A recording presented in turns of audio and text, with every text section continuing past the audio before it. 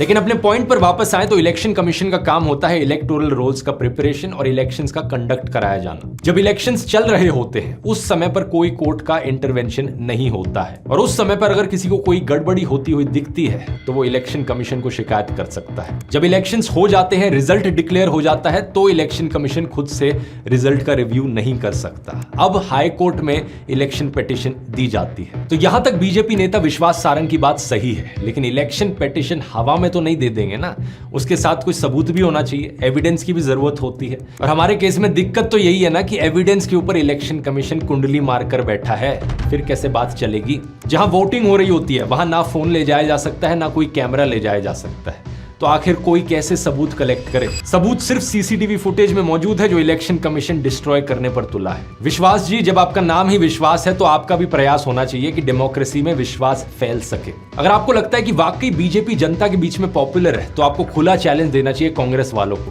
कि जैसा तुम्हें करना है कर लो। अगर तुम्हें ईवीएम पे चुनाव करना है कर लो, बैलेट पेपर पे करना है कर लो, बता दो इलेक्शन कमिश्नर किसे चुना जाए, बता दो कौन कौन सी सीसीटीवी फुटेज पब्लिक करनी है, बता दो किस तारीख पर चुनाव होना चाहिए, फुल ट्रांसपेरेंसी रहेगी। और ऐसे में फिर आप सही में कह सकोगे कि हाँ भाई हम जीते हैं और अब कांग्रेस वालों के पास कोई बहाना नहीं होगा हारने के बाद। लेकिन बात फिर से यही है दोस्तों कि बीजेपी ऐसा नहीं कर रही है। एक्चुअली में बीजेपी की हरकतें इसकी बिल्कुल उल्टी हैं। ऐसी हरकतें जिनसे अविश्वास फैलता है, ऐसी हरकतें जिन्हें देखकर लगता है कि जनता के बीच में बीजेपी पॉपुलर नहीं है और एक्चुअली में बीजेपी डरी हुई है।